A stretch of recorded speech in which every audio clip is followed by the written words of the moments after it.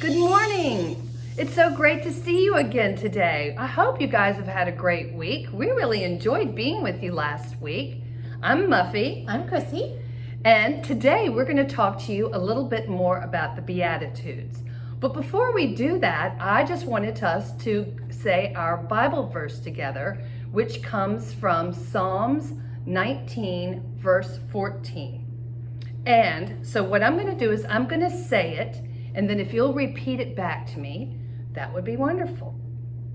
Let the words of my mouth Let the words of my mouth and the meditation of my heart and the meditation of my heart be acceptable in your sight, be acceptable in your sight, O Lord, my strength and my Redeemer. O Lord, my strength and my Redeemer. So I thought, let's say it one more time, and let's try to say it together if we can. So, let the words of my mouth and the meditation of my heart be acceptable in your sight, O Lord, my strength and my Redeemer. Very good. And I just wanted to remind you, last year we talked about the church is divided into seasons of the year. And right now we're in Pentecost, and we're actually on the 17th day of Pentecost. So Pentecost begins right here. And so we're probably kind of like up around here as far as the season is concerned. And then we'll go all the way up to Advent. Then it'll be Advent. And so now I'm going to turn it over to Chrissy. Today we learned some of Jesus' most important teaching. Jesus had been spending a lot of time healing people. In addition to their physical hurts and pains, he saw that the people had broken hearts and unsteady hope. After healing so many people, Jesus decided to care for them in another way. So he led the people who had been following him to a mountain. Mountains had special meaning in Jesus' time. People believed mountains were holy places to connect with God, maybe because they reached up high into the sky. Can you reach high into the sky? I High as you can. can. So good. It is. It feels great to stretch up like that. Jesus knew mountains reminded people of God's presence with them, so he chose a mountain as a good place to give an important sermon. A sermon is a talk meant to teach and help people grow in their relationship with God. People were so committed to Jesus that they climbed the mountain to listen. There are many ways to move up a mountain. Some people hike. Some people use ropes. Some people might use a hiking wheelchair and roll their way up the mountain. And some people climb. Let's pretend to move up this mountain together. Pick the way you'd like to go up the mountain. I'm gonna hike. I'm going to wheel up my wheelchair. Okay. All right, let's go. Whew. We made it. That was good work. High five. Okay. Let's find a seat and settle our bodies and get ready to listen. In the Sermon on the Mountain, one of Jesus' first recorded sermons, Jesus lists 9 ways that people were blessed. To be blessed meant to be happy or satisfied. People often thought being happy or satisfied was a result of the way things were going for them, their circumstances in life. But as we know, Jesus likes to take what we think we know and turn it upside down. Upside down. And show us a new way. This is what happened on the mountain. The story is in the Bible, in the Gospel of Matthew.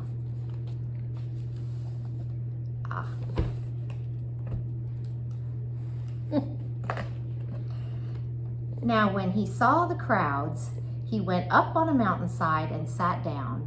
His disciples came to him, and he began to teach them, saying, "Blessed are the poor in spirit, for theirs is the kingdom of heaven. Blessed are those who mourn, for they will be comforted. Blessed are the meek, for they shall inherit the earth. Blessed are those who hunger and thirst for righteousness, for they will be filled. Blessed are the merciful, for they will be shown mercy. Blessed are the pure in heart, for they will see God. Blessed are the peacemakers, for they will be called children of God. Blessed are those who are persecuted because of righteousness, for theirs is the kingdom of heaven. Blessed are you when people insult you, persecute you, and falsely say all kinds of evil against you because of me. Rejoice and be glad, because great is your reward in heaven. For in the same way they persecuted the prophets who were before you.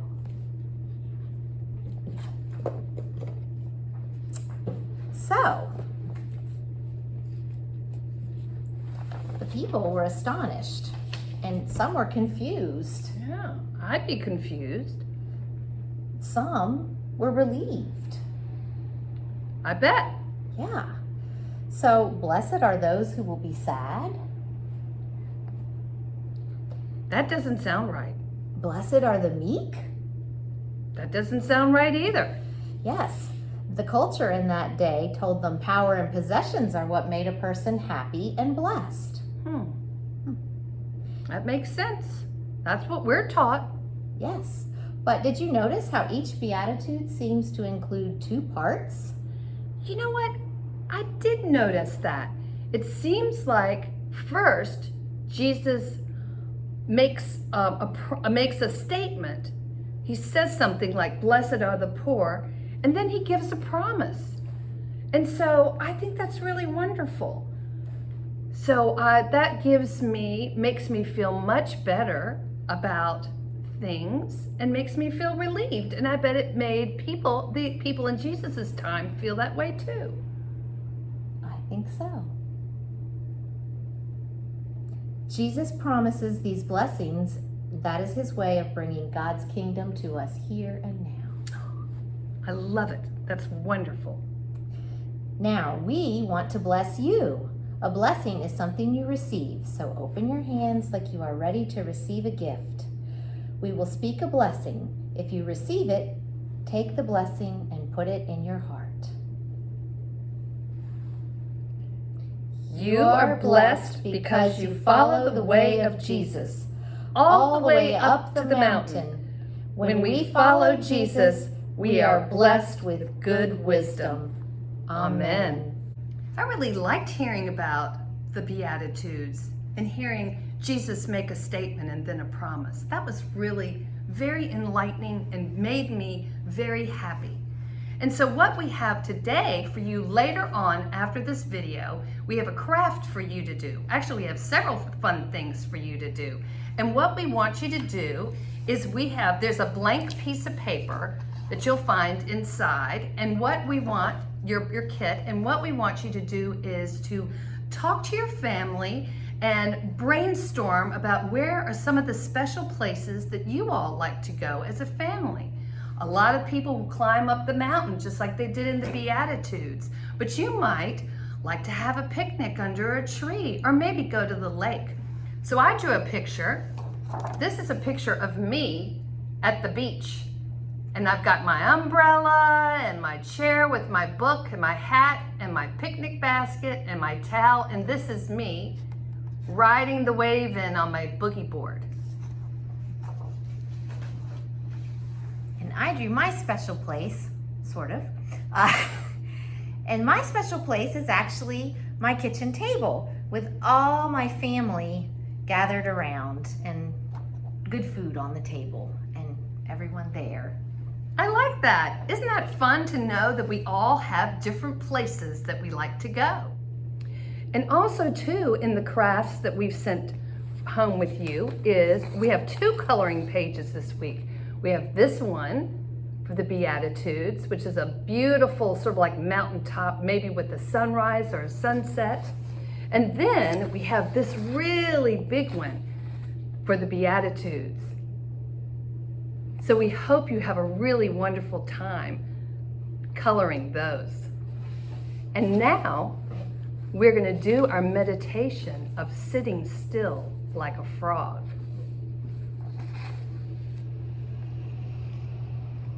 And when I do the chime, we're going to begin our meditation.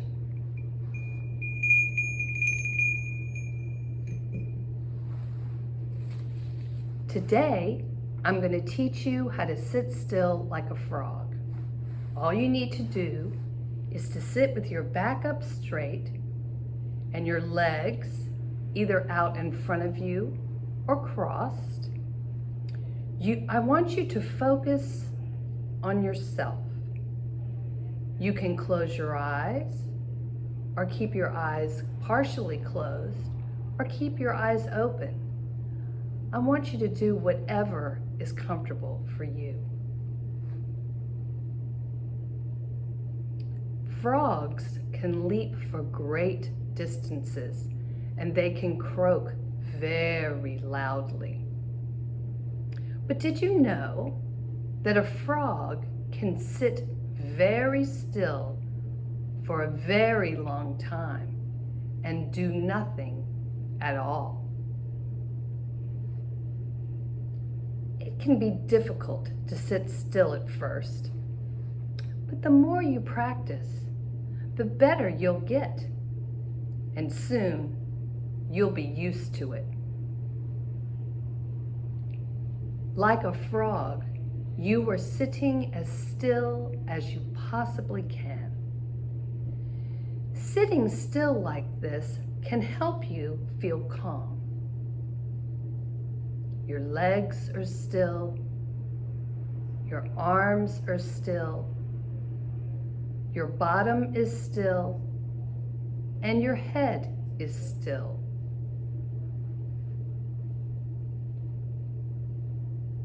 While you're sitting, you might notice that something is always moving.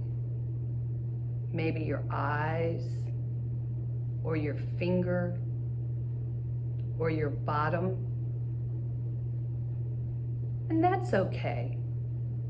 You'll get better with practice. But did you know that there's something else that is still moving while you're sitting? And that is your breath. Put your hands on your belly. Feel your breath moving up a bit and down a bit. Moving up a bit and down a bit. This calms you down, and now you are sitting still, just like a frog. Let's do it again. Feel your stomach moving up a bit and down a bit. Feel your breath going up a bit and down a bit.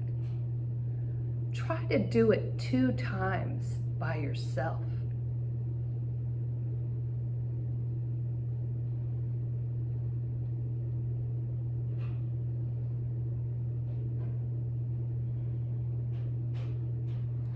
You are doing a great job. When you listen to your breath, it can be really helpful, especially when you fall down and hurt yourself, or when you're angry, or when you're tired, or maybe you're just trying to relax. I hope that maybe you'll try to sit like a frog, maybe tomorrow or another time this week. And I hope you have fun. And now we will close with a prayer. God of hope, thank you for encouraging our hearts and strengthening our spirits with your promises. Please help us live your way as merciful, pure in heart peacemakers who bring your kingdom to earth here and now. Show us who needs your hope today and lead us to share it. Amen. Okay, next week we're going to do something a little different. October 4th is Blessing of the Animals. It's a day when we bring our pets to church, and that will happen at 1 o'clock in the churchyard. So if you want to come, bring your pet and have him blessed. Absolutely. And we do this to honor St. Francis, who is the patron saint of animals. So in honor of animals, we're going to take a trip on Noah's Ark. So get ready for fun, and we will see you next week. Bye. Have a great week. All right.